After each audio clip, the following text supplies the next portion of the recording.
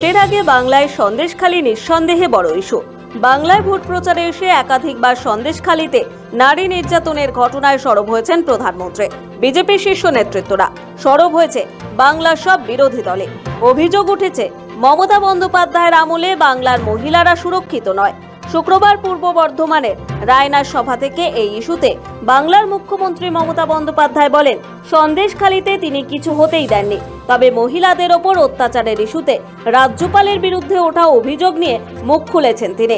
নিশানা করেছেন নরেন্দ্র মোদীকেও। সন্দেশখালী নিয়ে সন্দেশ দিয়ে বেড়াচ্ছেন।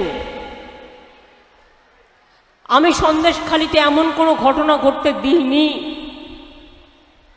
ওদের জমি জমা নিয়ে কিছু প্রবলেম ছিল, আমরাই অফিসার পাঠিয়ে সেগুলোকে সলভ করে দিয়েছি। গতকালও একটা ছোট্ট মেয়ে রাজভবনে চাকরি করত পিবিএক্সে, তার সাথে কি ব্যবহার করেছেন মাননীয় রাজ্যপাল মহাশয় শুনে রাখুন। আমার কাছে একটা নয় হাজারটা ঘটনা এসছে, কিন্তু আমি কোনোদিন কোনো কথা বলিনি। কিন্তু কালকে মেয়েটির কান্না আমার হৃদয় বিদারণ হয়েছে। রাজ্যপালের বিরুদ্ধে রাজভবনের অস্থায়ী এক মহিলা কর্মীকে শ্লীলতাহানি করার অভিযোগ নিয়ে তোলপাড় রাজ্য রাজনীতি।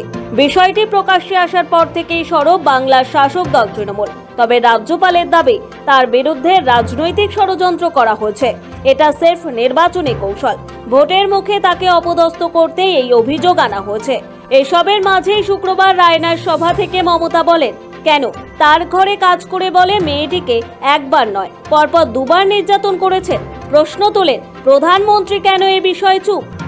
সন্দেশখালী বলবার আগে রাজ্যপাল কেন তার কাজের মেয়েকে, কেন তার ঘরে কাজ করে বলে মেদিনীপুর পূর্বের একটি মেয়েকে একবার নয় পরপর দুবার মলেস্টেশন করেছেন। আমি তো তার কান্না দেখলাম, আমার কাছে ভিডিও এসছে, আমি পুরো মন দিয়ে দেখেছি। সেখানেই তো আপনি কাল থেকে এলেন, কই একটা কথা মুখ দিয়ে তো বললেন না। আপনার লোকজনেরও তো তখন ছিল, যখন মেয়েটা কেঁদে বেরোচ্ছিল, বলেছে আর আমি রাজভবনে চাকরি করতে যাব না।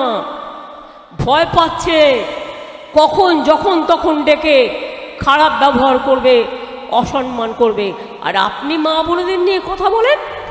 রাজ্যপাল রাজভবনের কর্মী ওই মেয়েটিকে পরপর দুবার শ্লীলতাহানি করেছেন বলে অভিযোগ করেন মমতা বন্দ্যোপাধ্যায়। সেই প্রেক্ষিতেই তার বক্তব্য, তার তো দাঁতের পাটিটাই খুলে পড়ে যাওয়া উচিত মিথ্যে কথা বলার জন্য। আপনার তো দাঁতের পাটিটাই খুলে যাওয়া উচিত মিথ্যে কথা বলার জন্য। মারি থাকা উচিত না দাঁতের।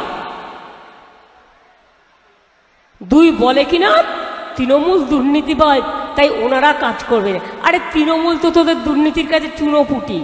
তার বিরুদ্ধে যে অভিযোগ উঠেছে সে বিষয় নিয়ে রাজভবনের কর্মীদের উদ্দেশ্যে অডিও বার্তা দিয়েছেন রাজ্যপাল বোস।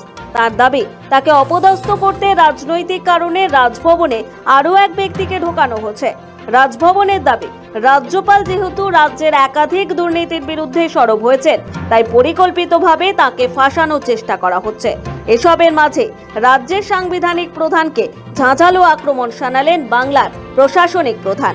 পূর্ব বর্ধমান থেকে কল্যাণ দত্ত ও সুজয় ভট্টাচার্যের রিপোর্ট, সময় কলকাতা।